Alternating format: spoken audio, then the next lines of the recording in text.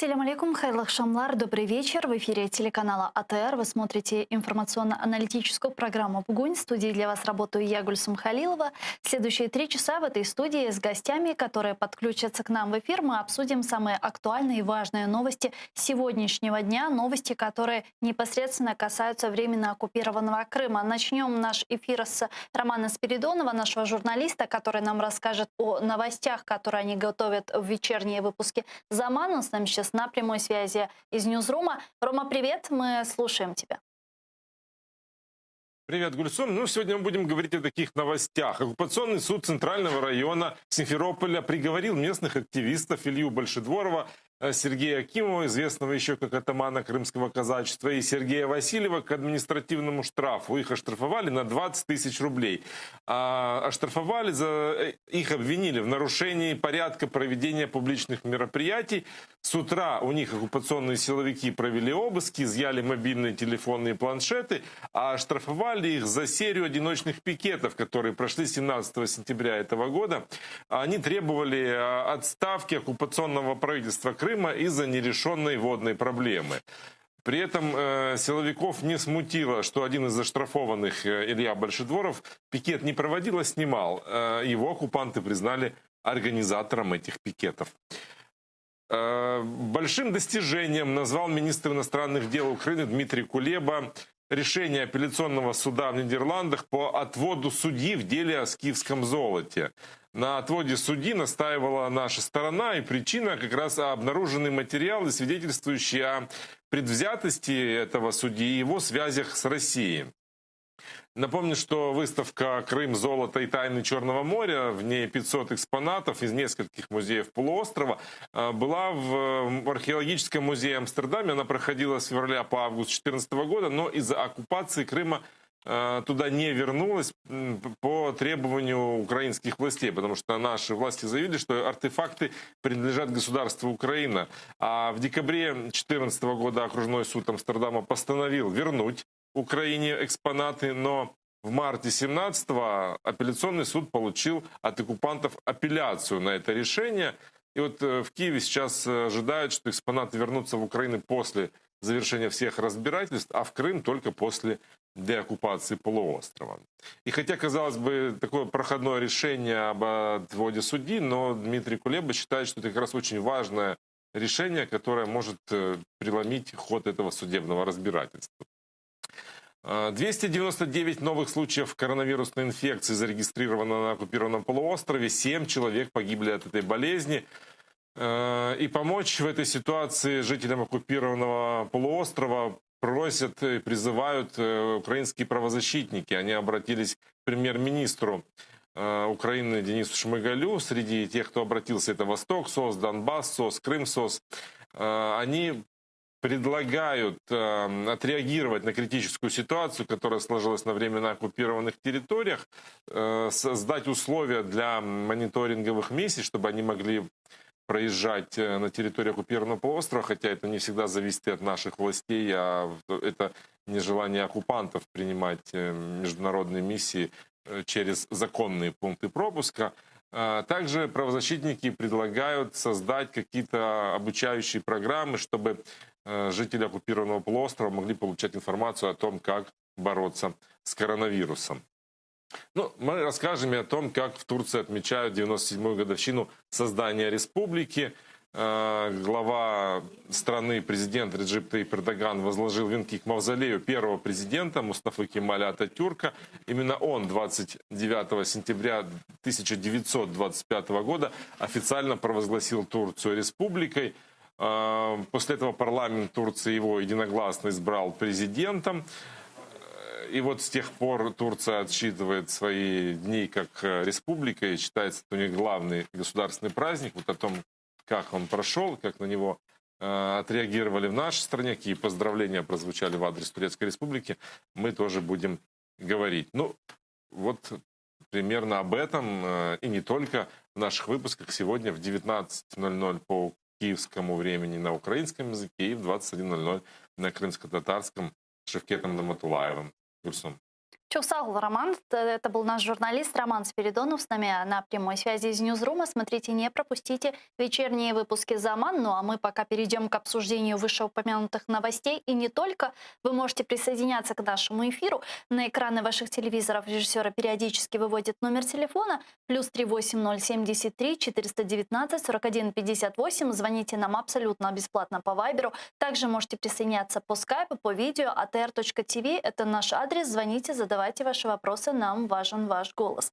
Президент Украины сегодня Владимир Зеленский поздравил турецкий народ с национальным праздником, днем провозглашения Турецкой Республики. Пожелав успеха и процветания, он назвал Турецкую Республику нашим стратегическим партнером. Щиро вітаю Туреччину, стратегічного партнера України в питанні забезпечення миру, стабільності і безпеки в Чорноморському регіоні з 97-ю річницею заснування. Бажаю шанованому президенту Реджепу Ердогану і дружньому турецькому народу успіху і процвітання. Как известно, недавно президент Зеленский посещал с официальным визитом Турецкую Республику. Там он переговорил с президентом Турции Реджепом Тайипом Эрдоганом, где стало известно о поддержке со стороны Турции создания международной платформы по деоккупации полуострова. Сейчас очень активно идет работа в этом направлении. В частности, недавно стало известно, что Великобритания также готова присоединяться к сотрудничеству и поддерживает концепцию создания платформы по деоккупации полуострова. Об этом сообщается в Министерстве иностранных дел Украины. Давайте послушаем их сообщение. Тимчасова повірена у справах США в Україні Крістіна Квін висловила готовність співпрацювати з Україною та наголосила, що позиція США закріплена у декларації щодо Криму, яка була оприлюднена державним секретарем Майком Помпео, залишається твердою та незмінною. Крим є частиною України, і США ніколи не визнають спроби Росії його анексувати. Вот как мы сейчас услышали из сообщения Министерства иностранных дел, также Соединенные Штаты Америки выразили свою поддержку созданию международной платформы по деоккупации полуострова. К нам сейчас присоединяется Тарас Черновол, политик, народный депутат Украины 3, 4, 5, 6 созывов, политический обозреватель. Пане Тарасе, вітаю вас. Ильсарιακум салям, вітаю вас так само, мир вам. Ну что ж, вот вы сейчас видели сообщение Министерства иностранных дел, Соединенные Штаты Америки, Великобритания высказывают свою поддержку созданию международной платформы. Насколько серьезной может быть их роль как стран-подписантов Будапештского меморандума в первую очередь? Я думаю, що якраз Будапештський меморандум, вони самі будуть уникати його згадки, тому що він для них є болісним моральним ударом. Сам меморандум – це тільки повідомлення, в ньому немає жодних механізмів захисту України, але факт, що країни-гаранти не зробили практично нічого для того, щоб зберегти суверенітет, недоторканність України, для них є дуже неприємним фактором. І тому, я думаю, морально тиснучи, підштовхуючи їх до саме факту необхідності підтримки нашої територіальної цілісності, ми можемо згадувати про Будапештський меморандум. Вони ж натомість, я думаю, будуть говорити про більш конкретні речі, і це для нас є вигідно. В даній ситуації я все-таки повернуся як людина, яка є практиком в міжнародній політиці. Поки що ці заяви мене не задовільняють. Вони свідчать про певну готовність, але їх треба підштовхувати і посилювати. Тому що, щоб ви просто зрозуміли, є отакий нюанс. Коли ми говоримо, що Сполучені Штати ніколи не визнають законності анексії, це добре. Це означає, що вони не зрадили міжнародним принципам і Україні. Не зрадили. Але вони так само кажуть, що вони ніколи не визнають незаконної анексії Курил. Вони ніколи не визнають, вони казали, упродовж 20 років незаконної окупації 3 балтійських держав – Литви, Латвії і Естонії, тоді, коли Радянський Союз їх захопив. Пригадуєте? Але вели там нормальну, абсолютно представницьку діяльність, навіть консульства були і тому подібне. Тому насправді ніколи не визнають, це є трошки мало. Ми зараз повинні переходити до, використовуючи ті проблеми, які виникли в Росії через її абсолютно дику політику по всьому світу і її втручання в вибори в інших державах, ми повинні наполягати, щоб риторика трошки мінялася. Наше завдання, щоб Сполучені Штати говорили, що вони не просто не визнають, а вони будуть добиватися найкоротші терміни деокупації. Оце саме добиватися деокупації чи не визнавати законність окупації – це є трошки різні речі. В дипломатичній мові вони дуже відчутні. Ми поки що, на жаль, цього уникаємо. Я хочу нагадати, що роки 2-3 назад мы досить жорстко ставили питання саме про ті формулювання. А как нужно общаться с нашими западными партнерами, чтобы риторика менялась? Безумовно, що треба буде спілкуватися. І якщо буде створена ця платформа, я ще раз кажу, я не проти самої ідеї. Але я досі не чую, навіть від добрих, хороших, мілих дипломатів, таких як пан Кулеба, я не чую чіткого призначення цієї платформи. Бо пан Володимир Зеленський сказав, що він її бачить як певну дискусійну площадку для друзів України. Ну, але нам не дуже є про що дискутувати. Ми не один раз вже з вами говорили в ефірі, що у нас позиція теоретично спільна. Нам потрібно тільки, щоб виконувалися дії на основі цієї позиції. І тому я сприймаю, що ця платформа має носити дуже чіткий антиросійський характер. Тобто вона має бути оголошена як платформа різних країн світу для жорсткого тиску, пресингу на Росію. В такому випадку вона буде ефективна, і в такому випадку ми автоматично підводимо наших партнерів до позиції, що вони мають говорити не просто про невизнання законності окупації, а про те, що мають добиватися від Росії виходу з Криму і повернення його законним власникам, це українській державі, кримсько-татарському народу. С ваших слов, правильно ли я понимаю, что вы не рассчитываете на то, что Российская Федерация примет участие в такой платформе? Про це навіть не може бути мови. Це абсолютно безглуздя. І я дуже надіюся, що деякі люди в українській владі, які досі плекають надію, що вони зможуть мати цю платформу за участі Російської Федерації на зразок мінських та нормандських домовленостей, що вони нарешті відійдуть від цієї абсолютно безнадійної ідеї. Тому що на відміну від Криму, Донбас Росія ніколи не визнавала своїм. Більше того, вона ніколи не визнала навіть оцього фальшивого, фейкового суверенітету так званих ДНР і ЛНР. Вона там має зовсім інші завдання – всунути нам ті території на їхніх умовах, щоб підривати Україну зсередини. Крим, я закінчу тільки, Крим вони оголосили вже своїм і зрозуміло, що вони сказали, що не буде ніяких взагалі переговорів по Криму. І тому, які можуть бути переговори з Росією? Переговори з Росією можуть бути тільки в вигляді тиску і санкцій. Давайте підключимо к нашій бесіді Ольгу Курішко, правника координатора громадського об'єднання «Крим-СОС». Вона зараз з нами на прямому зв'язку. Пані Ольга, вітаю вас. Добрый вечер. Добрый вечер. Как вы считаете, будет ли эффект от создания и работы международной платформы по деоккупации Крыма, если рассчитывать на участие там Российской Федерации не приходится? Как тогда эта платформа может разработать некую дорожную карту по деоккупации полуострова? Ну, ви знаєте, я трохи слухала попереднього спікера і дуже в багатьох моментах я з ним погоджуюся. Але як представник правозахисної організації я дивлюся на створення і запуск цієї платформи або взагалі знову підняття теми, яка стосується створення цієї платформи. Дуже гарний привід привернення уваги до взагалі ситуації по Криму. Оскільки зараз з Кримом асоціюються тільки дві речі. Чому в Крим не дають воду і коли її дадуть, і чому черги на КПВВ. По великому рахунку, навіть коли ми спілкуємося з міжнародними партнерами, вони отримують лише частину інформації. Або через недостатність часу, наприклад, або через, взагалі, які відведені на ці зустрічі. Оскільки в міжнародному форматі це зустрічі, які є не спеціалізовані по Криму, а які стосуються якихось загальних тем, там свободи слова або релігії. А по Криму дуже мало якихось там заходів. І це є додатковою можливістю запросити міжнародних партнерів на нашу територію, дати їм можливість і надати їм інформацію про реальний стан речей, які відбуваються в Криму, і взагалі розповісти більш широко про всі проблеми і порушення прав, які там відбуваються. Тобто для мене це, знаєте, я трошки з іншого ракурсу на це дивлюся, як один із способів донесення інформації і залучення якомога більшого кола міжнародних партнерів для вирішення проблеми з Кримом. Безусловно, это очень важно, международная информационная повестка, возвращение Крыма в международную информационную повестку, но помимо этого ведь платформа должна принимать какие-то, возможно, решения, должна работать в направлении деоккупации полуострова. Как это можно осуществлять? Розумієте, дуже важко зараз про щось говорити, оскільки я погоджуюся з паном Тарасом, що відсутня розуміння форми взагалі роботи цієї платформи. Я так розумію, що зараз це буде розроблятися і будуть напрацьовуватися певні механізми.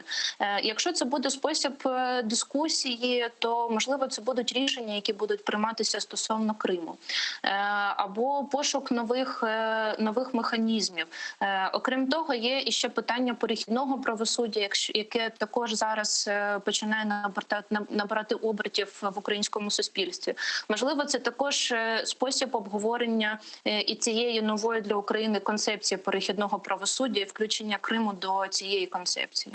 Как первый шаг в направлении создания платформы в Министерстве иностранных дел Украины говорили о саммите, о крымском саммите, который пройдет в следующем году. Вот сегодня стало известно из уст первого заместителя министра иностранных дел Украины имени Джепар, что международный саммит крымской платформы по деоккупации полуострова может пройти 21 мая 2021 года. Пане Тарасе, но 21 мая не слишком ли долго, не оттягиваем ли мы далеко этот весь процесс?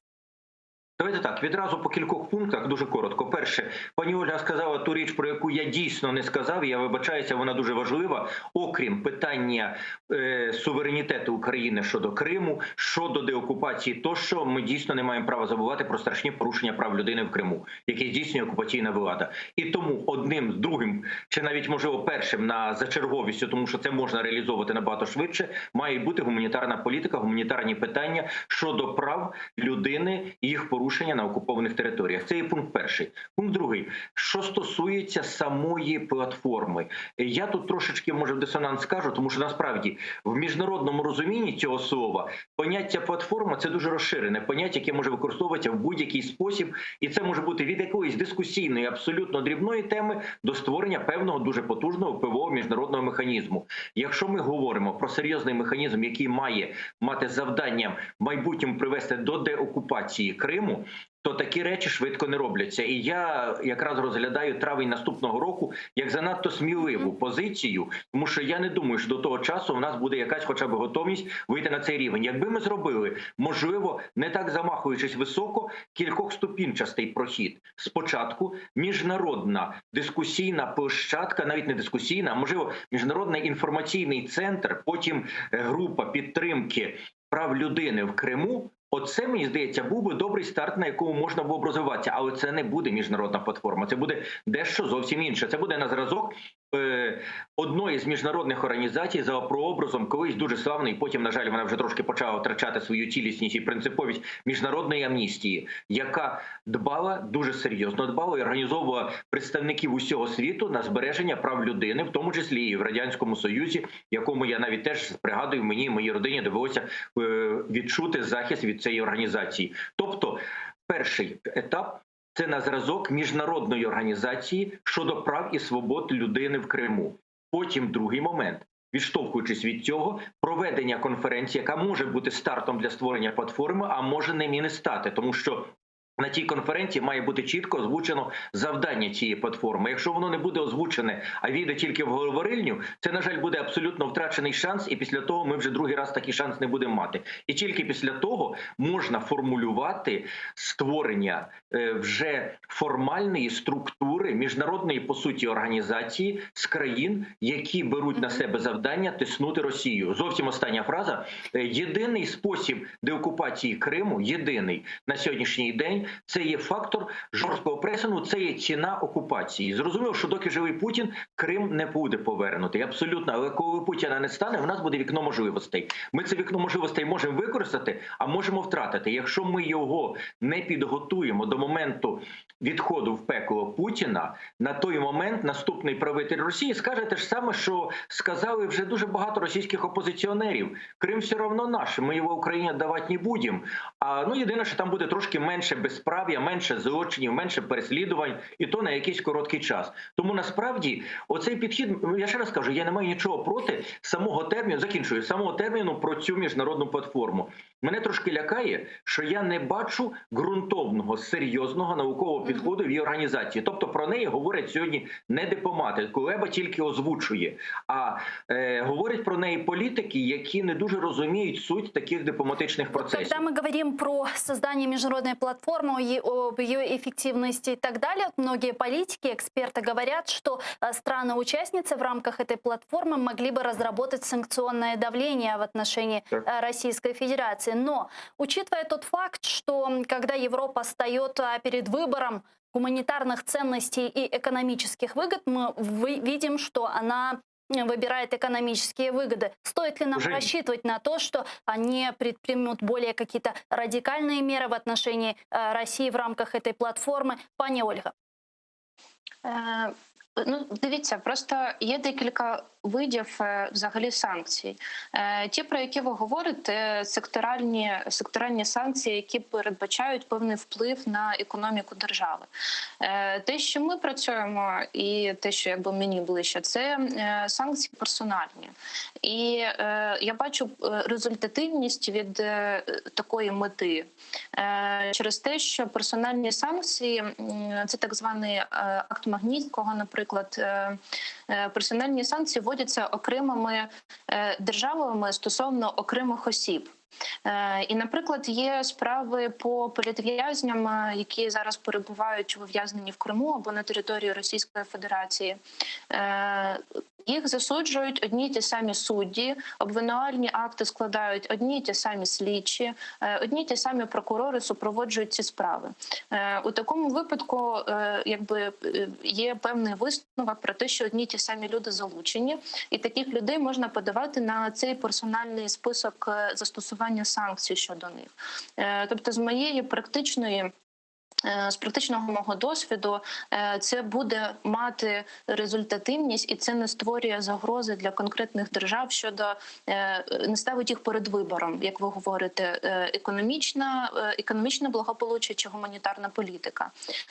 Якщо можливо, ця платформа буде мати також на меті як найбільший збір інформації стосовно можливості застосування цих санкцій, і тоді також вже не буде вибору, бо це буде якесь певне колегіальне рішення не якоїсь конкретної держави, а сукупності держав, які там будуть брати участь в роботі цієї платформи. Тобто тут є декілька аспектів цього питання, і для мене це, я думаю, що буде ефективно. Пане Тарасе, очень коротко, и я бы хотела перейти еще к теме воды. А я тут не маю що навіть додати, абсолютно все правильно. Ми говоримо про ті самі речі, тільки з трошки інших форматів.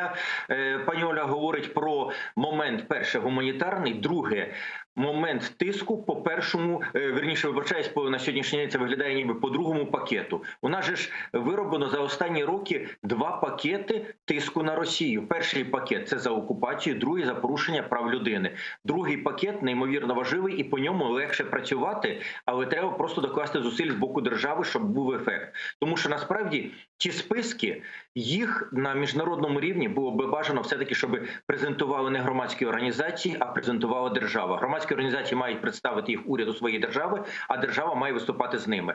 Я більше говорю, оскільки я менший маю досвід питання там захисту прав людини, тощо, мінімальний досвід, але у мене є досвід дипломатії, тому я більше говорю про перший пакет, який у нас завжди в Радбезі ООН, верніше на Генасамблеї ООН розглядався весняний період, це пакет деокупації і незаконності анексії. Тому ми, власне кажучи, мені здається, тут доповнюємо цю картину. Єдине, що остання буквально фраза, не можна, до такого є дуже важлива ініціатива, яку можна запустити тільки раз на дуже багато часу, підходити з профанацією.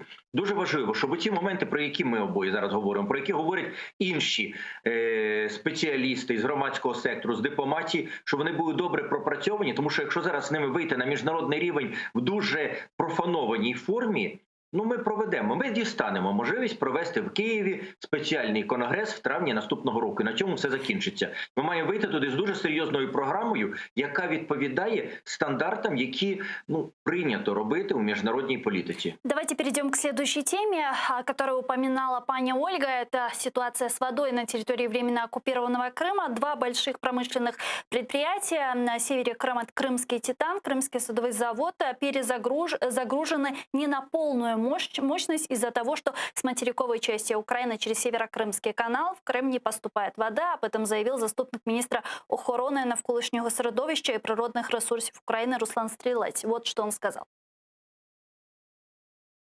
Є певні труднощі в роботі і Кримського Титану, і Кримського содового заводу через те, що вони на 100% не забезпечені технічною водою. Я впевнений у тому, що саме нестача води призвела до зниження завантаженості цих підприємств роботою.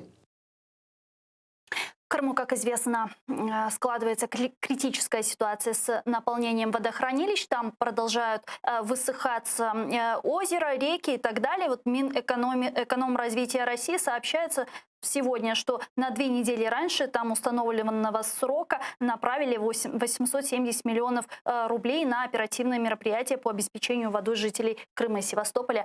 Вот что там говорят. Щодо Бельбеку, Кадиковського кар'єра, роботи йдуть повним ходом відповідно до графіків. Занепокоєнь ніяких немає. Але ми разом із вами ще раз в цю п'ятницю подивимося. Переконаємося під час візиту віце-прем'єра Марата Шакірзяновича Хуснуліна, який також особисто контролює процес реалізації програми з водопостачання Криму і Севастополя. Що стосується Газфорта, то там вся необхідна інфраструктура вже створена. З наступного тижня плануємо брати воду. Там не дуже великий обсяг, але він дозволить нам почати економити хоча б по 20 тисяч кубометрів води в Чорноріченському водосховищі. Пани Ольга, вот исходя из той информации, которая сегодня есть, насколько долгосрочными может быть эффект от тех мер, которые сегодня предпринимают оккупационные власти?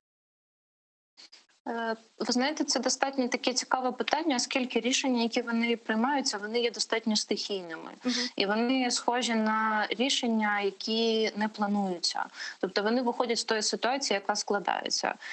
Сама територіальна особливість півострову цього регіону говорить про те, що є дуже велика загроза взагалі ухода води з півострову. Але ми вже знаємо підстави дуже великого використання цієї води. Це і заміщення населення, переселення представників або жителів Російської Федерації, використання, надзвичайно велике використання для військової сфери цієї води. За останній період було декілька рішень, які приймалися. Перше – це демонтаж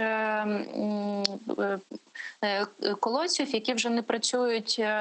Потім друге рішення було це виділення коштів на викуп у населення тих колодців, які знаходяться в них на приватній землі. Да, причому принудительно. Так, це таке рішення, яке ще невідомо, як буде вирішуватися, оскільки є певна там бюрократична судова процедура. І третє рішення – це, власне кажучи, те, яке вони зараз приймають, але є ще один момент – це будівництво великих інфраструктурних об'єктів з опріснення морської води. Самі екологічні організації, які перебувають на території Російської Федерації, говорять про те, що це взагалі не вирішить потребу і ще більше вб'є півострів. Оскільки надмірне використання води, яка навіть знаходиться у власності громадян, вона не вирішить потреби всього півострову і висушить ті нашарування, які створилися за цей період. А опріснення води – це все одно ж технічна вода, яка буде використовуватися, її ж не можна не пити, не можна з нею нічого робити, буде використовуватися лише для технічних потреб. Тобто насправді ті рішення, які вони приймають, це просто використання коштів, оскільки Крим є дотаційним регіоном для Російської Федерації. По різним оцінкам він скоро стане, у наступному році, стане найдорожчим об'єктом Російської Федерації після Чечні. І, врешті-решт, кошти на облаштування якихось таких процесів, вони закінчаться. Оскільки це дуже дорого. Чолсагл у нас Ольга Куришко, координатор гражданской организации «Крымсос», была с нами на прямой связи. Пане Тарасе, мы видим, как сегодня оккупанты апеллируют к международным структурам, таким как Организация Объединенных Наций, Парламентская ассамблея Совета Европы, пытаясь выставить Украину страной, которая там нарушает какое-то международное право, чуть ли не доводит Крым до гуманитарной катастрофы. Насколько состоятельны вот эти обвинения оккупантов сегодня? Вони не тільки не мають жодного юридичного підґрунтя, я більше того заспокоїти можу всіх, вони не сприймаються ніким абсолютно в світі, крім дуже вузького російського лобі. Це є окремі європейські політики, які були проплачені Російською Федерацією, ну той ж самий президент Чехії Земан, ми знаємо, ще кілька. Їх в Європейському Союзі зараз стає все менше і менше. В Сполучених Штатах Америки таких практично немає, якщо не рахувати там іноді окремі розвороти Трампа, який робить іноді неадекватні заяви, Крим у нього в цьому плані, в цьому переліку не проходив. Річ в чому? Світові політики можуть іноді клювати, попадатися на певну вудочку російської пропаганди. Але є речі, які вони знають на зубок. Ті речі – це є норми міжнародного права. Ми вже не один раз вас в передачі оце обговорювали, що питання води в Крим, будь-якого постачання тощо дуже чітко виписані в Женевських конвенціях щодо окупованих територій. На окупованих територіях вся відповідальність без винятку повністю лягає на окупанта. Більше того, на окупованих територіях він не має права ні вибори проводити, ні мобілізацію проводити, ні будь-які інші речі робити. І в всьому світі, мабуть, би закрили очі на окупацію, якби при тому всьому Росія демонстративно не плювала на один з базових документів Женевську конвенцію. Саме цей факт, що вони її пробують використати ніби проти України, самі окупувавши, ну це вибиває з-під них козирі. На сьогоднішній день на жодній міжнародній площадці ніде серйозно не розглядаються російські претензії щодо постачання води в Крим. Взагалі ніде. Вони пробують проводити окремі конференції, окремі наради, куди збирають своїх симпатиків на базі, на основі, на площадках міжнародних організацій. Але це є російські фан-клуби, а не міжнародні організації. Якщо, більше того, я закінчую, якщо ми, не дай Боже, колись підемо на пряму угоду по постачанню води в Крим, це означатиме, що ми фактично цим, відповідно до Женевської конвенції, визнаємо, що ми згоджуємося з тим, що Крим став російським. Ми визнаємо законність тієї анексії. Пока что такой зрады нет. Ні, слава цього нема, але знаєте, я вам скажу, ми бачили кілька випадків, коли це проскакувало назовні. Перша заява фактично призначеного прем'єр-міністра Шмигаля була на цю тему. Ще було, на початку року дуже багато про це говорилося. Потім воно стихло, тому що стало зрозуміло, що це дуже може бути боляче.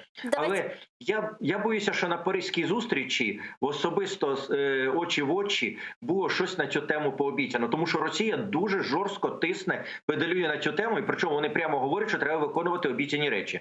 Предлагаю перейти к следующей теме, к еще одной оккупированной территории, к Донбассу. И вот в рамках этой темы хотелось бы обсудить следующее. У нас, как вы знаете, есть пополнение в трехсторонней контактной группы в Минске по информационной линии. Так, украинский блогер, военный эксперт Алексей Арестович назначен советником украинской делегации в трехсторонней контактной группе по Донбассу по информационной политике. Вчера он был у нас в гостях в программе «Прайм» Муждабаев, и сам Арестович объяснил, как он собирается укрепить позиции Украины с точки зрения информирования общества и международных партнеров того, что происходит именно в трехсторонней контактной группе. Вот что он сказал, давайте вместе его послушаем. Я буду действовать так, чтобы не возникало как можно меньше пространства для домыслов. Первое. Во-вторых, я не буду тянуть с заявлениями там трое суток, четверо суток и так далее, как бывало в этой жизни, потому что тот же натовский стандарт – это 1 час реакции на любое происшествие. А моя политика заключается в том, чтобы действовать на опережение, заранее уведомляя СМИ, международные партнеры и народ Украины о том, что мы собираемся делать. Конечно, это и что делается. То есть системность и своевременность. Не все далеко удастся анонсировать, потому что это позиция не только наша, это позиция российской стороны, это позиция, самое главное, международных посредников. Все это согласовывается. Так что особых тайн инсайдов ожидать не приходится, но, по крайней мере, своевременное информирование, например, сразу после работы делегации короткое сообщение, и на следующий день там пространное сообщение, откуда можно взять все подробности. Сейчас к нам присоединяється Яна Холодна, підполковник ЗСУ, керівник військового телебачення України та радіостанції «Армія ФМ» 2015 та 2019 роках. Вона з нами зараз на прямому зв'язку. Пані Яна, вітаю вас. Доброго дня. Доброго вечера, вибачте, будь ласка. Доброго вечера. Действительно, уже такое не раз было, когда мы с средств массовой информации РФ узнаем о том, что произошло в трехсторонней контактной группе, понятно, по их интерпретации, да, они там интерпретируют так, как им выгодно. Вот как сейчас, по сути, должность спикера в трехсторонней контактной группе усилит украинские позиции в информационном плане?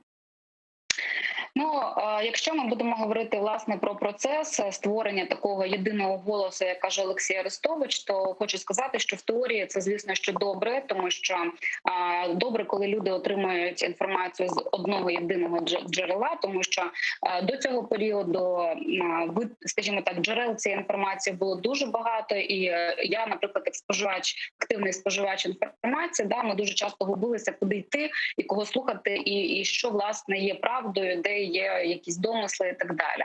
Безперечно, що формування єдиного голосу – це добре, тому що будь-яка комунікація – це краще, аніж відсутність комунікації. З іншої сторони, я людина, яка пропрацювала в комунікаціях, особливо в державних, дуже тривалий час. Хочу сказати, що теорія, вона дуже часто відходить від практики, тому що, як Олексій говорить, що він буде це робити все швидко, але я все ж таки дуже щиро йому бажаю, щоб так і було, але з огляду, наприклад, на мій досвід, я знаю, що не завжди виходить дуже швидко дати інформацію з огляду на безліч причин, які можуть цьому сприяти. Звісно, що якщо ми будемо говорити першими, аніж наш ворог, це безумовно для нас великий плюс, тому що ті, хто говорять вже потім, вони, знаєте, як там виправдовуються чи не здоганяють, і це ніколи ні для якої держави, ні для якої державної інституції це ніколи не виглядало і не було позитивним. Тому, якщо так все складеться, як каже пан Олексій, то безперечно, що для нас це є великий плюс. Але, чесно кажучи, важливо не як він буде говорити, а що він буде говорити, які рішення будуть прийматися в групі, наскільки будуть відстоюватися інтереси України, скажімо так, насамперед. От для мене, наприклад, це питання на сьогоднішній день, воно більш актуальне, аніж, скажімо так, часові рамки, там, коли буде оприлюднена та чи інша інформація. Але все ж таки я від щирого серця бажаю пану Олексію, щоб всі його плани здійснилися і щоб ми дійсно хоч кудись просунулися в цьому процесі. Дуже дякую вам, пані Яна. Яна Холодна, підполковник ЗСУ, керівник військового телебачення України та радіостанції «Армія ФМ» в 15-19 роках, була з нами на прямому зв'язку. Пане Тарасе, чому так довго тянули з цією должністю? Ніяких немає тут особливостей. Я вам трошки розшифрую цю справу. Знаєте, ким буде працювати пан Арестович? Він буде працювати Даркою Оліфер. Пригадуєте, була така прес-секретар Леоніда Кучми, яка за сумісництвом виконувала функції прес-секретаря української частини Мінської тристоронньої переговорної групи.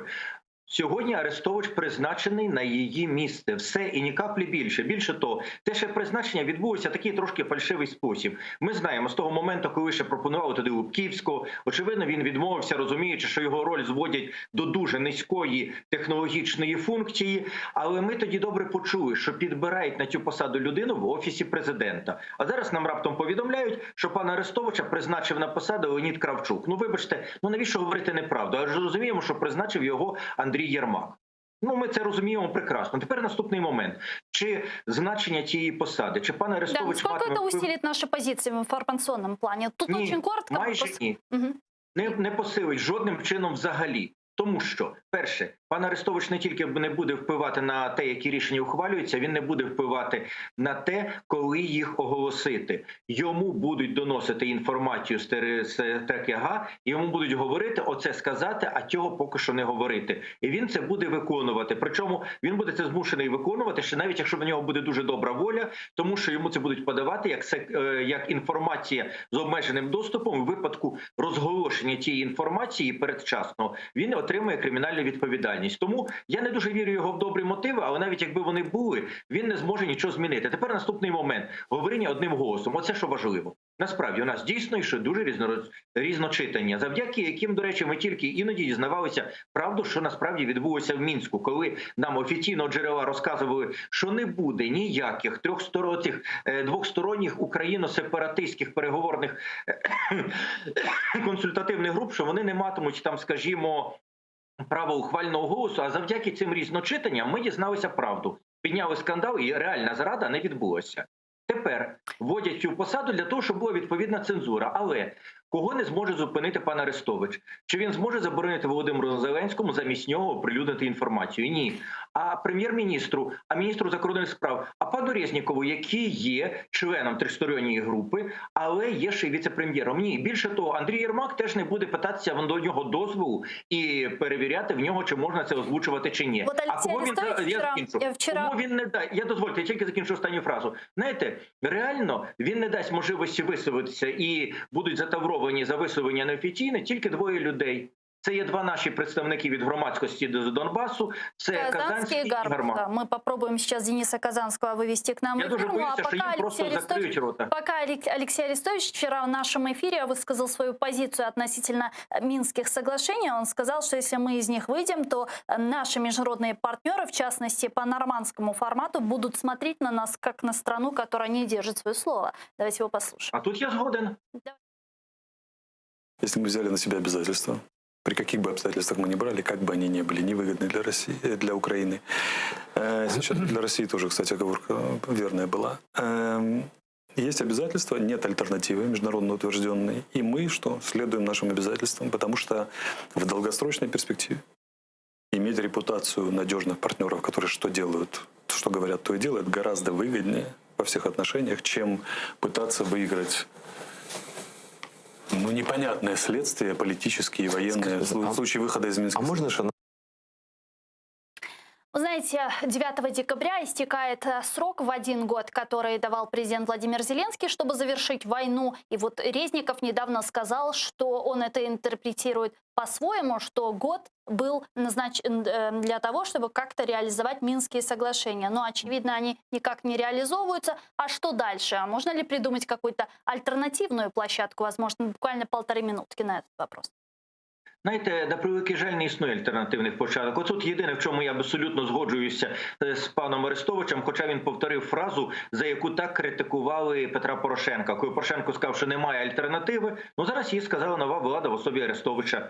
Її немає, тому що мусимо зрозуміти, що створити нову площадку можна тільки з взаємної згоди всіх сторін. Інші сторони на це не йдуть. Більше того, сьогодні важливо триматися за мінські домовленості, тому що Росія зацікавлена вийти з них.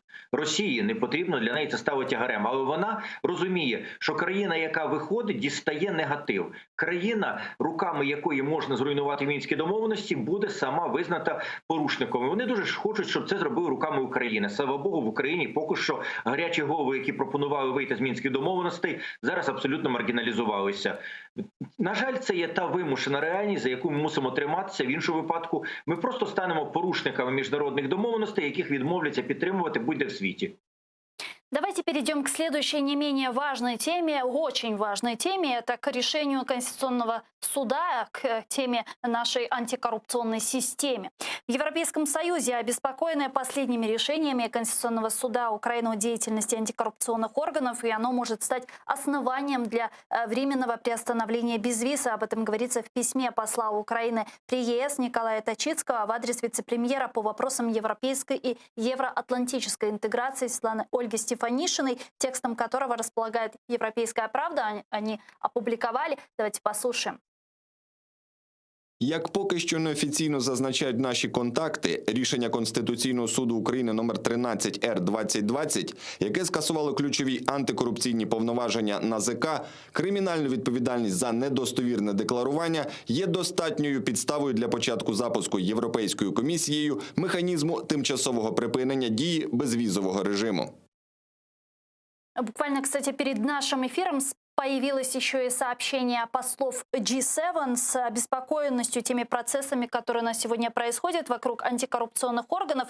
Дмитрий Кулеба, министр иностранных дел Украины, также высказался по этому вопросу. Он сказал, что решение Конституционного суда Украины по декларированию создает проблемы в отношениях с международными партнерами. Власть будет искать вместе с ними оптимальные пути решения этой проблемы. З одного боку, у державі, яка сповідує принцип верховенства права, а саме такою є Україна, потрібно поважати рішення судів, будь-якого суду. Але не можна при цьому не констатувати, що вчорашнє рішення Конституційного суду створює серйозну проблему. Проблему не лише для внутрішнього розвитку України, але і для наших відносин з партнерами, які сприяли створенню антикорупційної інфраструктури в Україні. Експерт з конституційного права Богдан Бондаренко з нами зараз на прямому зв'язку. Пане Богдане, вітаю вас. Добрый день. Как решение Конституционного суда в целом отразится на всей антикоррупционной системе Украины? Національне агентство з питань запобігання корупції не має повноважень по контролю, моніторингу і перевірки декларацій. Стаття 366 з приміткою 1 декларування недостовірної інформації декриміналізована. Відповідно, всі провадження по ній мають бути закриті. Далі тепер питання полягає в тому, що взагалі чи можна, насправді так далі, якщо йти, чи можна в подальшому використовувати будь-яку правову базу, отриману НАЗК, в межах здійснення ними раніше повноважень по моніторингу декларацій. Тобто на чому ґрунтується далі, воно зараз визнано ці повноваження такими, якими неконституційними. А неконституційними не визнані і в ретроспективні дії назад так само. У зв'язку з цим питання в тому тепер полягає, який законопроект вносити, як вирішувати цю всю колізію. Але ще більшою проблемою є те, що Конституційний суд своєю правовою позицією А как визначив, можно поменять Конституционный суд? Какие правовые нормы для этого нужно предпринимать? Ні, почекайте, тут насправді, яке б не було жахливе рішення Конституційного суду, як я б його не підтримував, дискусія про те, що Конституційний суд треба ліквідувати, поміняти, перезапустити, перезавантажене, вона абсолютно неправильна. Тому що якщо зараз починати цю дискусію, потім можна почати дискусію про те, якісь рішення судів можна виконувати, а можна не виконувати, тому що не подобається, або якісь суди, коли в рішення, яке нам не сильно подобається, давайте його перезавантажимо. З точки зору механізмів, якимось чином переробити суд будь-яких, їх немає. Тому що звільнення суддів 2/3 голосів самих суддів. Для того, щоб щось зробити з Конституційним судом, змінити правила, треба внести зміни до Конституції України. А щоб внести зміни до Конституції України, Конституційний суд дає висновок, так званий превентивний конституційний контроль. А він заблокує всі ці процеси. Насправді, я б нормально поставився до цього рішення і наслідків, якби якась інша мотивація була. Якби мотивація була якраз хоча б таку, яку можна сприйняти. А у них мотивація інша. У них мотивація, що нічого не можна робити. Это политическая мотивация, как вы думаете? Это политическая мотивация?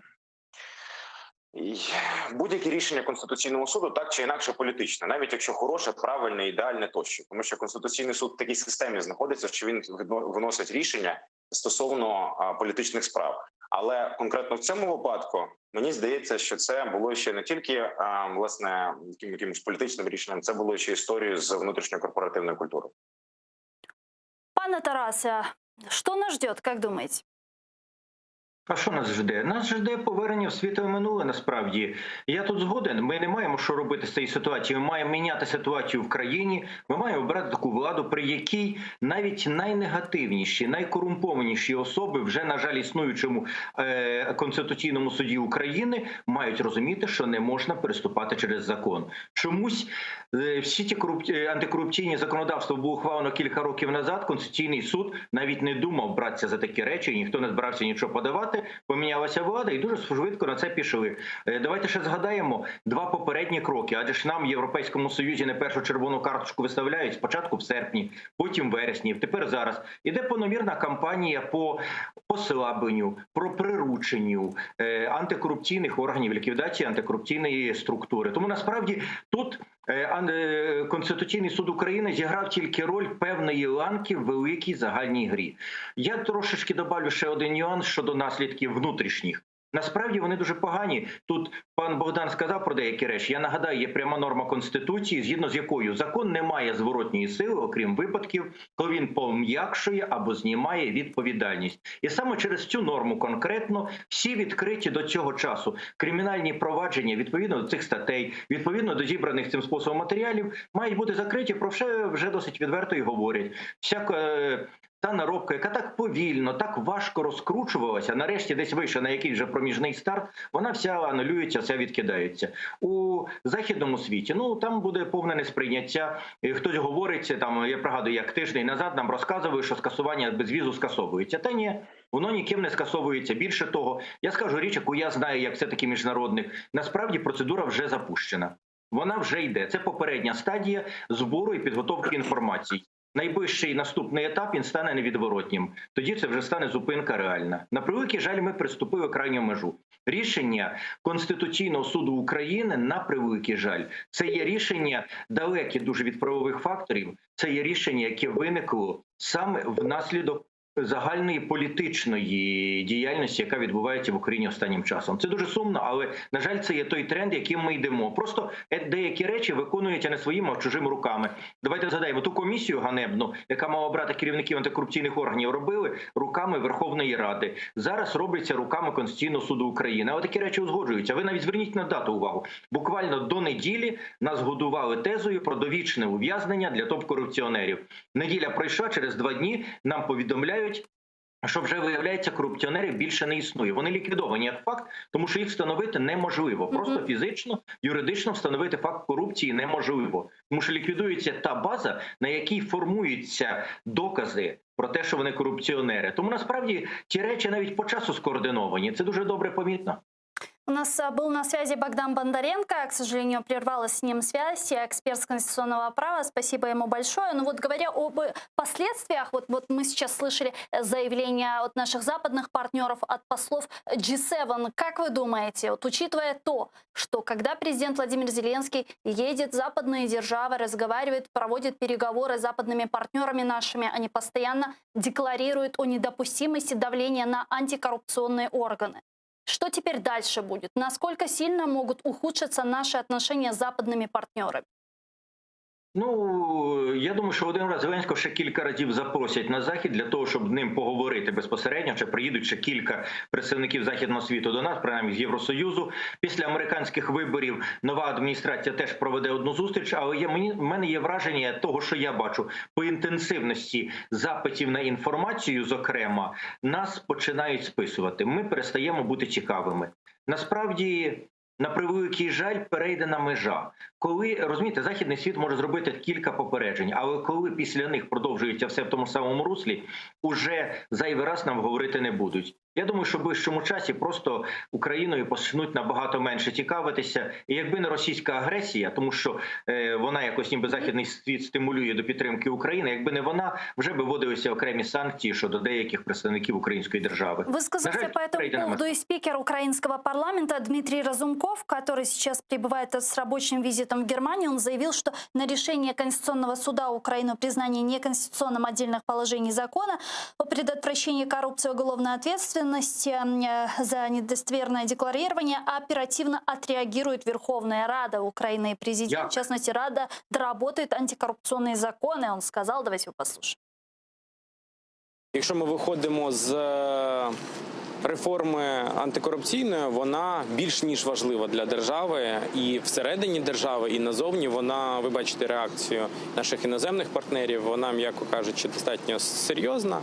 І ті досягнення, які були зроблені протягом цих років для того, щоб зробити більш відкритою, закласти систему боротьби з корупцією, закласти фундамент розвитку. Я говорю і про НАБУ, і про САП, і про Вищий антикорупційний суд. Це все маленькі, але важливі кроки в досягненні тієї головної мети – боротьба з корупцією, подолання корупції в державі Україна.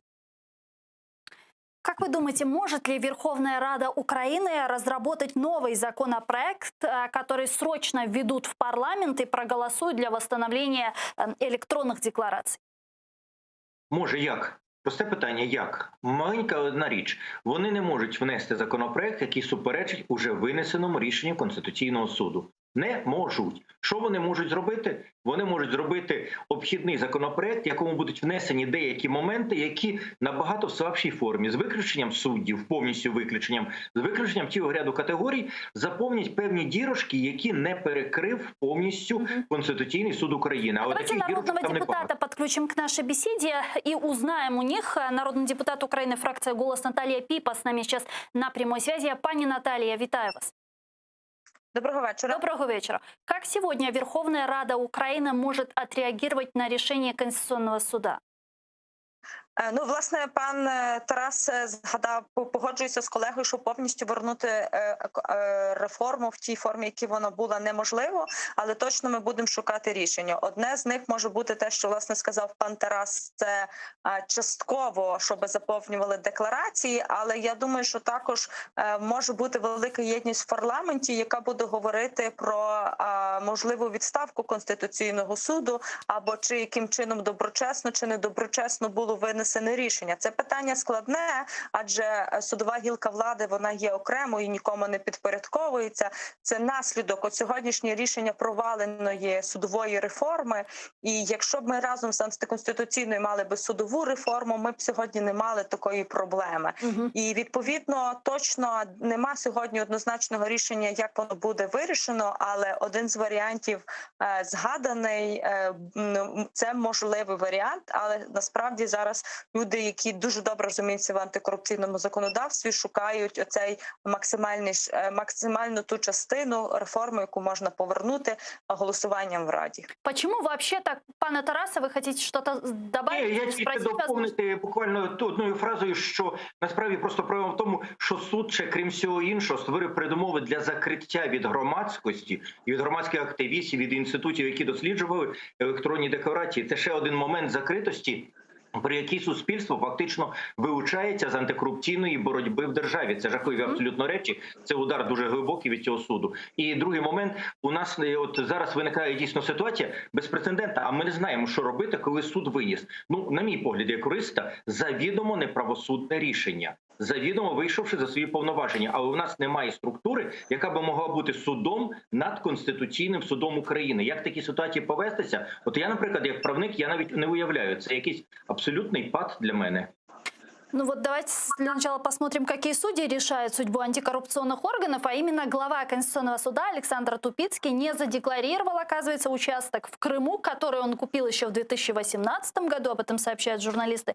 Программа «Схема», вот по информации журналистов, у Тупицкого еще до оккупации Крыма в 2014 году был дом и участок в поселке Кореис возле Ялты. В 2018 году он оформил собственность на еще один участок возле дома площадью 126 квадратных метров. У журналистов есть соответствующий документ, который вот мы сейчас вывели на карты из единого госреестра недвижимости России. В это время он занимал пост заместителя главы КСУ. Ни в его декларации за 2018, ни за 2019 год нет вообще какого-либо упоминания о новом этом объекте недвижимости.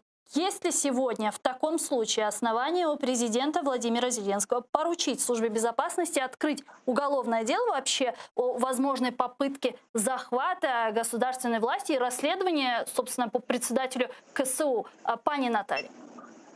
Думаю, що так. Так як засідання РНБО, наскільки я розумію, відбувається. Я ж не бачила останніх новин, бо були якраз на мітингу у Львові під Львівською облдержадміністрацією, де всі демократичні сили зібралися і виступали проти рішення Конституційного суду. Тому що не бачила останнє це, що якраз це і будуть шукати, бо, можливо, це буде одне з правових рішень, яке може вплинути на повернення антикорупційної реформи та, власне, на якій підставі судді могли виносити таке рішення, але це насправді непросте, наскільки теж воно юридично і власне процедурно буде правильно. Знаєте, це буде по духу закону, але треба буде дивитися, що букву закону, чи є така процедура, яка дає юридичні важелі, і це буде непросте завдання для демократії нашої країни. Якщо у нас з главою КСУ происходит такое, що у нас з суддями простими? Власне, оце дуже добре запитання, і за кого вони мають пересічного, власне, будь-якого громадянина України, коли вони ховають свої статки. Прошу зауважити, хто подав. Це група «За майбутнє», депутати і опозиційної платформи «За життя». 2 дні, і рішення було винесено не просто так 2 дні після місцевих виборів, бо це рішення могло вплинути на результати місцевих виборів. Я впевнена, що ОПЗЖ і група «За майбутнє» набрали би ще менше, група і партія набрали би ще менше на місцевих виборах, ніж вони набрали. Тому що я впевнена, що виборцям Сходу України, я згадаю, що «Голос» там також прийшов в ОТГ, вони точно не задоволені, що їхні депутати, яких вони багатьох вибрали, хочуть приховати свої доходи або соромляться їх показувати із джерела їх надходження. Дуже дякую вам, пані Наталія. Наталія Піпа, народний депутат України, фракція «Голос», була з нами на прямому зв'язку. Пане Тарасе, учитывая тот факт, что представление направлено было в Конституционный суд народными депутатами из ОПЗЖ и «За майбутнє», можно ли уже говорить о том, что идет пророссийский реванш? Російський реванш у нас іде в дуже багатьох інших сферах. В даному випадку вони направили це подання більше як півроку назад, чи навіть рік назад, по-моєму, а розглядали його буквально зараз, причому в такому екстратерміновому режимі, якому ніколи Конституційний суд України не працював. Вони діждалися виборів, вибори відбулися, вони буквально за 2 дні роздали матеріали і ухвалили рішення попри протест 4 суддів, які категорично доказували, що це не можна виносити ті рішення, що вони виходять за рамки повноважень суду. Тому насправді тут є дуже багато об'єднаних факторів. Якщо там є ОПЗЖ і російський реванш, в мене питання, а судді Конституційного суду, які виносили, з яких половина з тих, хто винесли, це є люди, яких затвердили, подали в Конституційний суд за поданням з'їзду суддів. Там є люди, подані від Верховної Ради, там ще є люди, подані від президента Януковича, ще навіть наш судді на 9 років подаються в Конституційному суді. Тому насправді тут набагато все ширше. Це є корупційний реванш, безумовно, це є антиєвропейський реванш, оскільки ним перекривається наш шлях до Європи. Але в мене велике питання, чи може наша влада пояснити, чому раніше таких рішень абсолютно ручний, абсолютно заглядаючи в рот владі, Конституційний суд навіть думки не міг допустити таке зробити, а тут зараз, підігравши її на виборах, давши можливість на виборах попіаритися, після виборів відразу це виносить. Ну, я дуже боюся, я дуже боюся, що у нас є той фактор, який, можна сказати, корупційна змова у дуже багатьох персонажах. Тобто, якщо говоримо про реванш, корупційний реванш, безумовно, а в ньому є дуже багато малих підреваншів. Ну, с выборами же тоже очень интересная история. По сути, мэры, которые сейчас выиграли выборы, они просто не могут вступить на должность и не могут принимать какие-то решения. Как с этим быть? Дивна ситуація, але наскільки я знаю, тут треба зараз дивитися. По-моєму, тут трошки інакші обставини. Що стосується мерів, насправді мери зможуть приступити. Ну, вот у нас есть цитата представителя президента в Конституционном суде Федора Венеславского, который прокомментировал вот эту ситуацию. Давайте для понимания вместе его послушаем. Процес дійсно частково заблокований щодо тих посадових осіб, які обрані, і для вступу на посаду необхідне проведення спецперевірки, складовою якої є повна перевірка декларацій претендентів на посади. Без спецперевірки, яку провести неможливо зараз, таких кандидатів практично неможливо призначити.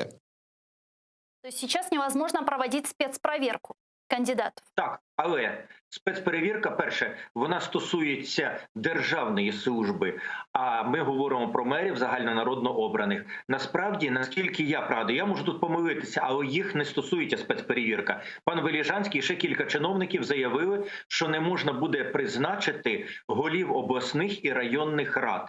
Але голови обласних і районних рад теж не належать до державної служби. Голів адміністрації районних і обласних – це є правда, і там виникає проблема. Цю проблему можна обійти. Рішення Конституційного суду закрило певні реєстри, але вони можуть бути в закритому режимі, без оприлюднення для населення, все-таки використані. Хоча це є абсолютна брутальність, це порушення гласності процесу призначення кадрових процедур, що вже суперечить будь-яким нормам демократії. Але, наскільки я розумію, саме обраних народом людей, тобто депутатів, голів, мерів, міських голів ОТГ, і після того, коли будуть вже в радах обирати своїх голів, ця спецперевірка, наскільки мені відомо, не стосується. Вона виходить поза рамки державної служби і, відповідно, її обмежень. Давайте підключимо к нашій бесіді Василь Вовка, експерт з питань національної безпеки. Він зараз з нами на прямому зв'язку. Пане Василю, вітаю вас. Добрий вечір. Сегодня президент Украины созвал срочное закрытое заседание с НБО. На нем планирует, очевидно, рассматривать именно вот этот скандал, который сейчас возник с решением Конституционного суда. Какое решение может сегодня вынести СНБО? Для мене це нонсенс скликати СНБО, РНБО в зв'язку з рішенням Конституційного суду України. Тим паче, що там є частка суддів, які призначені безпосередньо вже нині діючим президентом. Це по-перше. По-друге, ці рішення не оскаржуються і не можуть не бути ніким відмінені. І по-третє, не такий вовк страшний, як його малюють. Рішення прийняті обґрунтовано на підставі принципів міжнародного і вітчизняного законодавства. Не потрібно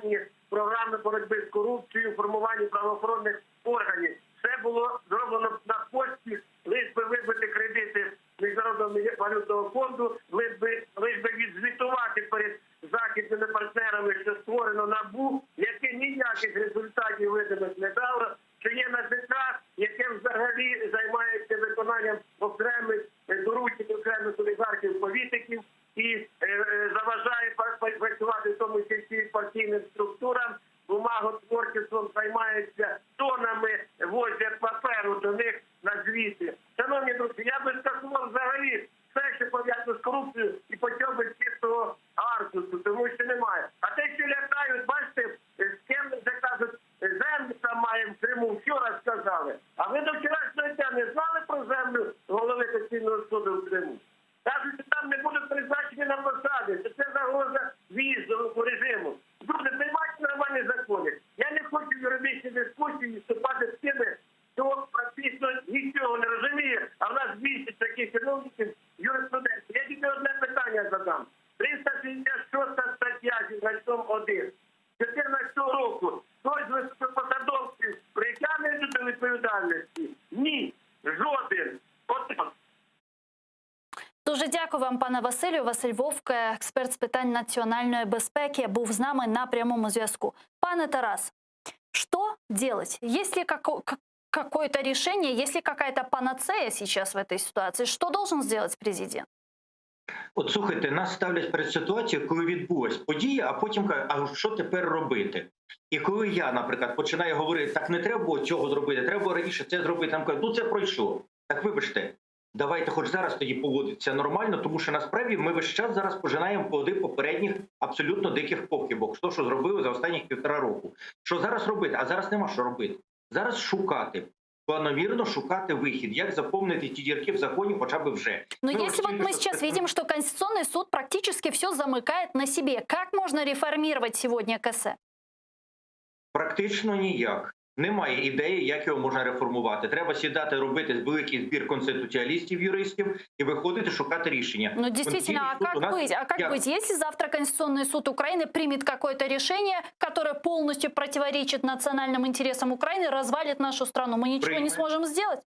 Більше того, я вам скажу, якщо Конституційному суду тихенько його голові подзвонить дехто, я тільки не впевнений, чи з Києва, чи з Москви, і скаже, прийми таке рішення, і скаже, скільки коштує це питання, він його прийме. На превеликий жаль, так. Тому що ця структура повністю сьогодні себе дискредитувала тим, що вона старається весь час заглянути будь-якій владі в рота і виконати побажання. Ця структура перестала бути сторожем конституційності. Тепер що робити? Ну, ми говорили з представницею від Верховної Ради, від «Голосу», про те, що можна зараз робити. Зараз для початку, щоб рятувати ситуацію, в тих дірках, де Конституційний суд не перекреслив мертво можливість проведення антикорупційних дій, ухвалити нові рішення, які би десь були на межі, хоча б щось зберегти, хоча б щось. І зняти найгірші проблеми, зберегти декларування хоча б. Тому що зараз воно фактично втрачає будь-який сенс. А після того виносити дуже серйозні політичні рішення, тому що насправді це була політична подія.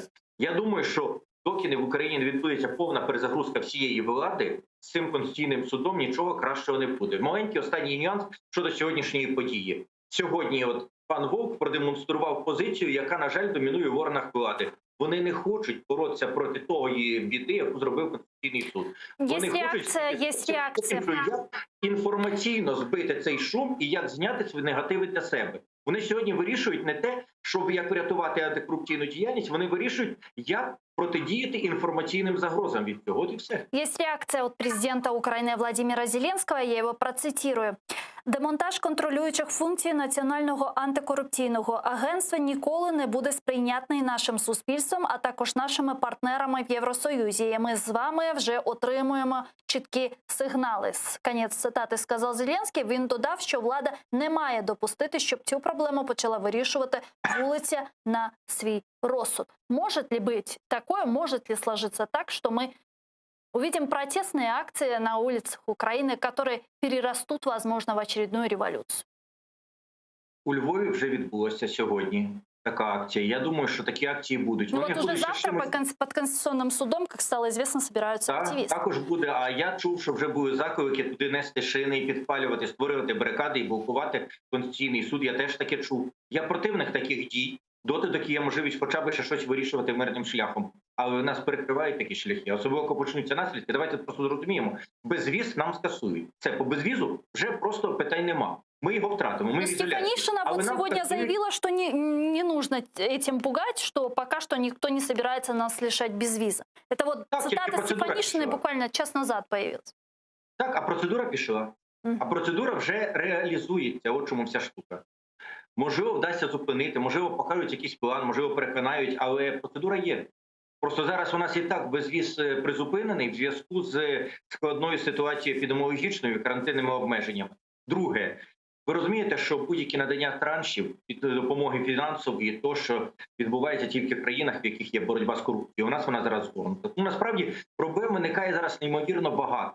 Але проти цих проблем треба проти проблем боротися, а не проти їх інформаційної атаки. Якщо ви процитували президента, і він сказав там про антикорупційне агентство, ну то якщо це дослівна цитата, то я взагалі в шоці, тому що в нас немає антикорупційного агентства. У нас є антикорупційне бюро і в нас є агентство по запобіганню корупції. Якщо президент не знає, які у нас структури, державні органи борються з корупцією, ну це зрештою мене вже не дивує. Це є абсолютно в порядку речей. Але основна фраза в його заяві була, щоб вирішувала не вулиця. Тобто, ну, переключити увагу на щось інше. От вони зараз шукають на що. Глядя на всю ситуацию, которая сегодня происходит вокруг антикоррупционных органов, кому это все выгодно? Возможно, это идет реализация сценария какого-то? Так, тому що в цьому сценарії є дві складові. Я вже казав, що тут реванш, але реванш комплексний. Перша частина – це корупційне середовище, особливо середовище корупційне в судових органах. Тому що насправді тими законодавством, які в нас є, хоча б трошки наблизилися. Не почали, а наблизилися до боротьби з корупцією саме в органах і правопорядку, і органах судів. Але крім чисто корупційного середовища, яке робить тиск, ну чому не дивно є ОПЗЖ і група Коломойського, чому були першими ініціаторами, ми маємо середовище тих, які хочуть, щоб український рух в напрямку Європейського Союзу, європейських інститутів припинився. Вони точно будуть підштовхувати до цих процесів. Я хочу нагадати, що голова Конституційного суду України, який організовував проведення цього, на мій погляд, просто антиконституційного дійства, призначений ще Віктором Януковичем. Його повноваження збігають тільки в 22-му році.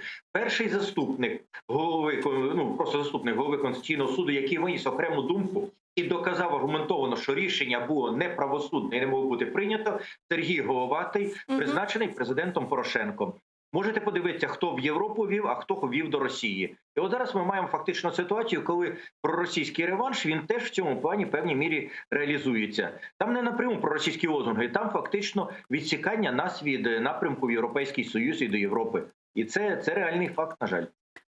Можем ли ми лишитися следующего транша МВФ? Я думаю, що зараз вже переговори про ньому відновлюватися не будуть. Дуже дякую вам, пане Тарасе. Тарас Черновол, политолог, был с нами на прямой связи. Ну а мы переходим к следующей теме, которую мы обсуждаем каждый день. Нагорный Карабах, там продолжаются бои между Арменией и Азербайджаном. Минобороны Азербайджана сообщает, что вооруженные силы Армении обстреляли Тертерский район в момент нахождения там представителей дипкорпуса.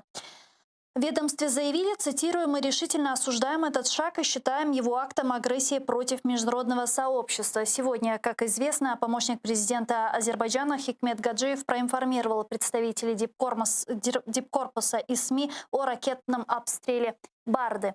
Как известно, Минобороны Азербайджана заявила о ракетном обстреле еще вчера вооруженными силами Армении города Барда, расположенного на Карабахской равнине в 260 километрах от Баку. Сообщается об убитых, раненых и разрушенной инфраструктуре. Армения сразу же опровергла свою причастность к обстрелу. В среду же вчера также президент Азербайджана Ильхам Алиев заявил, что вооруженные силы страны взяли под контроль более 10 сел в 4 районах вокруг Нагорного Карабаха, а именно в Зангеланском, Физулинском, Джибраильском и Губадлинском районах. Азербайджанское министерство обороны также обнародовало видеозаписи авиаударов по предполагаемым армянским целям, которые мы публикуем в эфирах нашей программы. Баку необходимо получить от Еревана официальное подтверждение обязательств по выводу войск с оккупированных территорий Азербайджана. Об этом сегодня сообщил президент Азербайджана Ильхам Алиев. Вот что он сказал.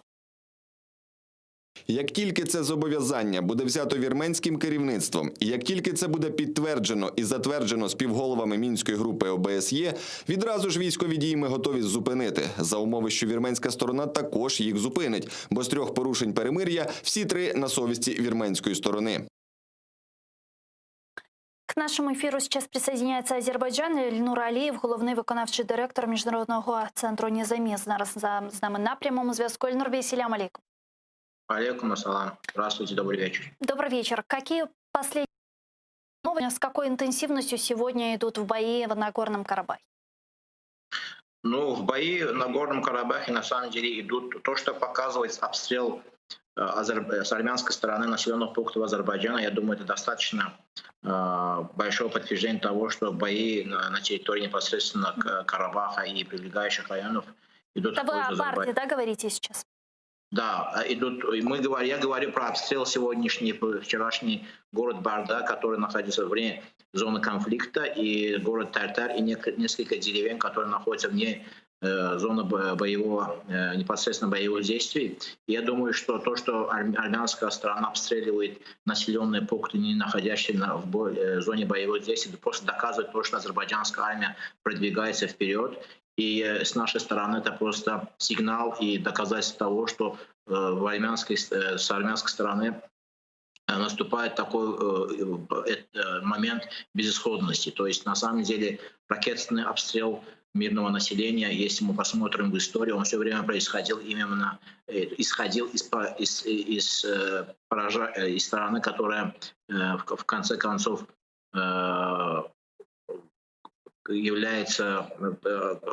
получается, что сторона проиграла войну, и проигравшая сторона обычно из безысходности обстреливает населенный пункт. Это то, что происходит сейчас в Азербайджане тоже. В Украине многие военные эксперты говорят о важности, о стратегической важности Лачинского коридора, называя его коридором жизни, через который Армения поставляет так называемой обороне так называемого непризнанного Нагорно-Карабахской республики, да, вот оружие. Насколько сегодня азербайджанская армия приблизилась к Лачинскому коридору, и в случае, если Азербайджану удастся деоккупировать вот эту часть территории, можно ли говорить о том, что война закончена? Вы очень правильно заметили, Лачинский коридор, очень стратегический коридор, который соединяет непосредственно территории бывшего НКО Нагорно-Карабахской автономной области с Арменией. То есть, как вы знаете, НКО он не имеет общей границы с Арменией, находится внутри Азербайджана. И Лачинский коридор, на самом деле, небольшой коридор, который соединяет бывшее НКО с территорией Республики Армения. И как было подтверждено даже с армянской стороны, Азербайджан занял очень стратегически важный район Губатлы, который является непосредственным районом, прилегающим к Лачину. Лачин — это на самом деле населенный пункт, и транспортный коридор, который проходит по этой территории, называется Лачинский коридор. На самом деле официально Азербайджан, как я вам сказал, объявил, что они освободили Губатлы, непосредственно, как я сказал, район, прилегающий к коридору. И я думаю, что на сегодняшний день происходят бои именно в направлении Лачинского коридора. И очень вы правильно заметили, контроль над Лачинским коридором очень важен с точки зрения Азербайджана, потому что он очень сильно повлияет на доставку боеприпасов и всего вооружения того, что сейчас, чем обеспечивает Республика Армения террористов в Нагорном Карабахе. Первым пунктом базовых принципов, о которых говорило руководство Азербайджана, вот они говорили, да, о приверженности к этим базовым принципам, это освобождение 5 районов вокруг Нагорного Карабаха. Но сейчас, насколько я понимаю, 4 из 5 этих районов уже деоккупировано. А что будет дальше? То есть на 5 будет останавливаться азербайджанская армия или будет идти дальше? То, что вы ссылаетесь на мадридский процесс, там на самом деле освобождение 5 районов, потом дополнительно 2 районов. Этот процесс предполагал мирное разрешение конфликта. Но сегодня то, что происходит уже...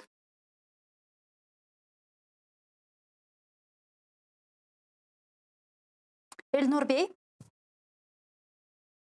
Срывается, к сожалению, у нас связь с Эльнуром Алиевым. Мы попробуем его еще раз перенабрать. Наберите, пожалуйста, еще раз. Ну, а я пока хотела бы процитировать президента Ильхама Алиева. Он, кстати, недавно дал интервью российскому Интерфаксу и высказался о роли Российской Федерации и Турции в урегулировании Нагорно-Карабахского конфликта. Вот что сказал Ильхам Алиев.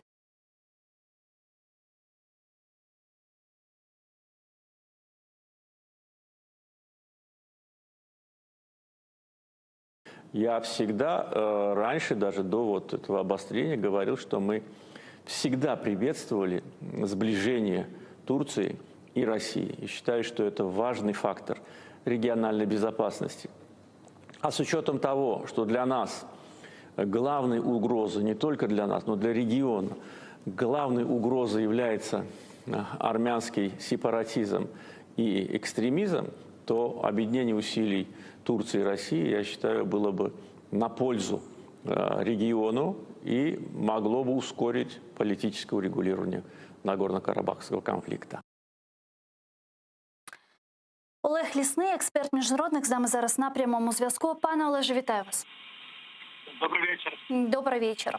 Как вы считаете, учитывая эти темпы контрнаступательной операции азербайджанской армии сегодня, удастся ли им в ближайшей перспективе полностью деоккупировать свои территории? Ви знаєте, не треба бути військовим експертом, щоб побачити, що Азербайджан готувався до того, що в разі потреби він може відвоювати свої території. І не тільки може, а і це робить. Тому я буду тут обережний, чи вдасться це зробити остаточно.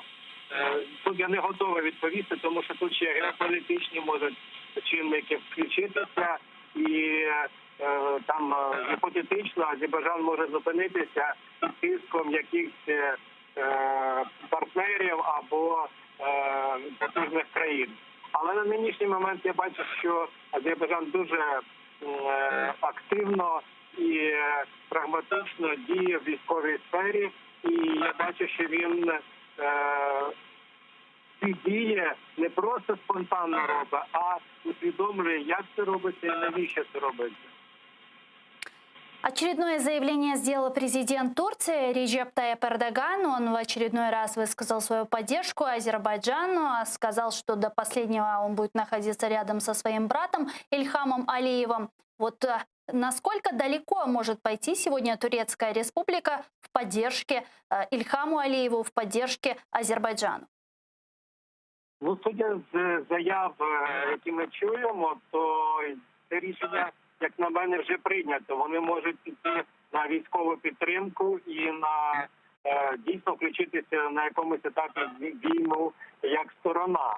Тому це, скажімо, як позитивний момент, так і момент, який в мене викликає інші сумніви, чи війде якийсь ще політичний гравець, маю на увазі країну, на боці Вірменії. Чи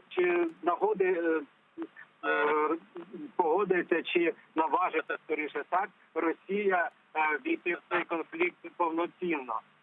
Тому що вона вже стикалася з Туреччиною неодноразово і в Сирії, і, скажімо, отримала там негативний досвід. І знає, що таке турецька армія. Тому гіпотетично це все може відбутися, але не знаю, наскільки цей сюжет буде саме розвиватися виключно в військовій сфері, чи не включиться дипломатія, яка може зупинити гарячу фазу і знову, скажімо, її посадити за стіл переговорів, ну, фактично заморозити. Дуже дякуємо вам, пане Олеже. Эксперт-международник был с нами на прямой связи Олег Лесный. Эльнур Алиев к нам возвращается, если я не ошибаюсь. Эльнур, ага. Да. Селям алейкум. Да, Эльнур, бей. Да, я вас слушаю. Да, вот мы с вами говорили про 5 районов в мадридском формате. Вы не договорили, я бы хотела, чтобы вы продолжили.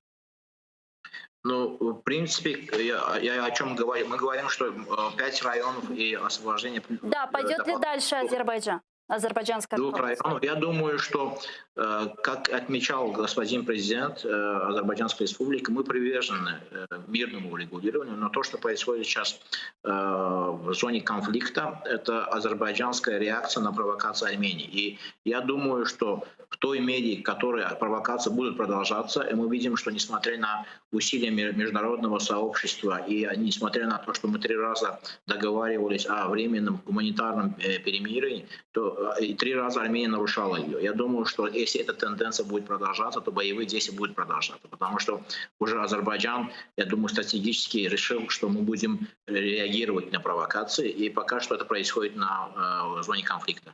Вот как вы считаете, за месяц проведения военной фазы вот странам-сопредседателям Минских соглашений удалось сохранить нейтралитет или нет?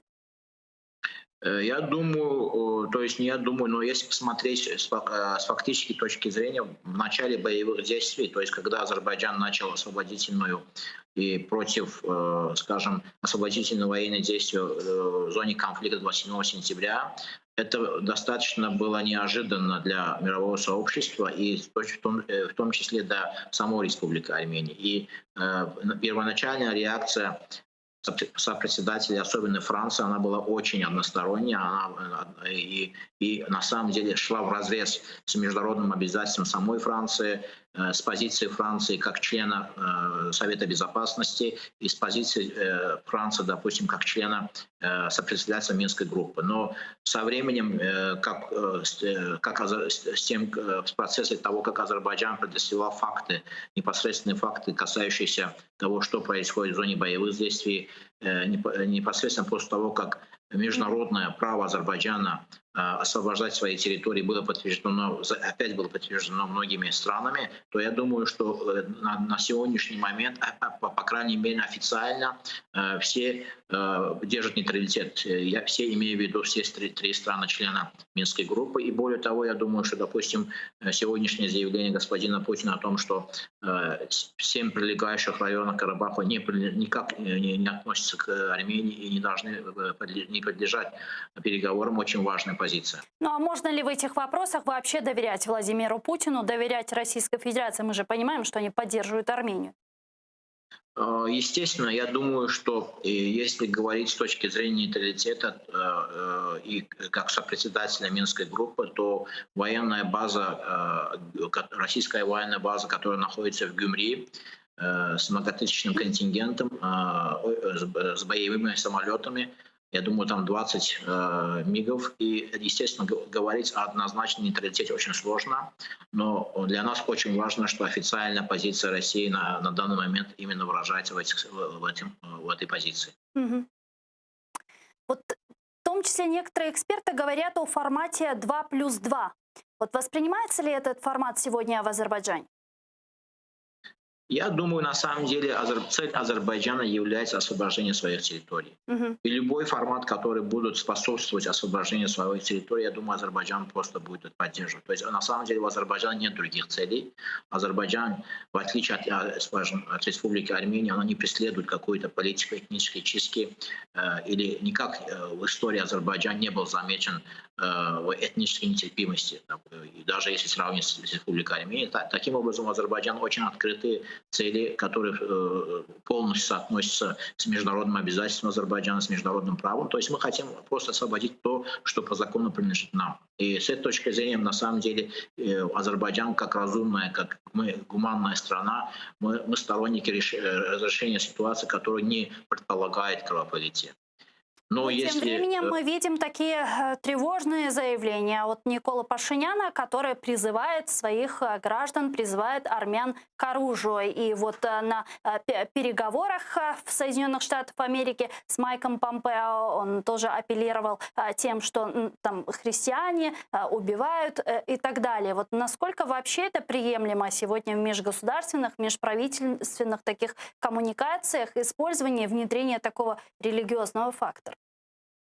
Ну, на самом деле, я думаю, что, к сожалению, международное сообщество, оно когда даже привыкла к неадекватности политики, международной политики Республики Армения, уже как-то никого ничто не удивляет, и очень печально это. Если бы, допустим, если бы Азербайджан даже выразил одну из тех позиций, которую все время выражает Армения, я думаю, против нас обострился весь мир. Естественно, мы, будучи соседом этой республики, мы тоже привыкли к этим непонятным, неадекватным, скажем, высказываниям, в том числе премьер-министра Пашиняна. На самом деле его позиция меняется каждый день и противоречит самому себе. О религиозной войне говорить не приходится, потому что то же самое правительство Пашиняна недавно обратилось к арабским странам с целью выразить поддержку позиции Армянской республики. То есть если это религиозная война, и если на самом деле Армения подходит к этому вопросу как к религиозной войне, почему же она обращается к мусульманским арабским странам с просьбой о поддержке, то, естественно, вопрос не стоит в поле религиозной или какой-то этнической нетерпимости, по крайней мере, однозначно с нашей стороны. Вопрос стоит сугубо с нашей стороны, вопрос стоит в важности и в доминанте международного права. Я думаю, что единственный аргумент, который остается у армянской стороны, апеллировать недоказуемыми и более эмоциональными аргументами, каким является, скажем, религиозная война. И, естественно, армянская сторона в Америке призывает христиан воевать с Азербайджаном, а с другой стороны обращается, как я сказал, к арабским мусульманам стран тоже воевать с Азербайджаном. То есть где логика? И мы устали искать, на самом деле, логику армянской стороны. Эльнурбей, и последний вопрос. Вы знаете, что у нас в Украине тоже война. На нас напала Российская Федерация, оккупировала наши территории. Это Донбасс и Крым. И вот по нашим территориям тоже есть Минский процесс. Есть Минский процесс по Донбассу. У нас он был создан в 2015 году, у вас еще в начале 90-х. Но вот ваш опыт сегодня показывает, что переговоры — это хорошо, но неэффективно. К сожалению, да. К сожалению, последние 27 лет показал Азербайджан вывел свои уроки за последние 27 лет. И мы поняли, что на самом деле международное право отличается от права национального или национальной юрисдикции отдельных стран тем, что в международном праве нет инструмента принуждения. И единственным инструментом принуждения мы поняли, что в международном праве является сила. То есть, когда сила совпадает с правом, с международным правом, происходит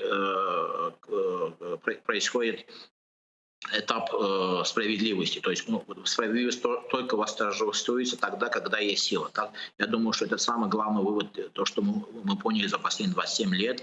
И я думаю, что просто азербайджанский народ на самом деле устал ждать справедливости от мирового сообщества и сам решил, что если не сам, то никто больше о справедливости на наших землях не будет заботиться, не будет, как говорится, принуждать Республику Армению быть законопослушным игроком міжнародних отношений.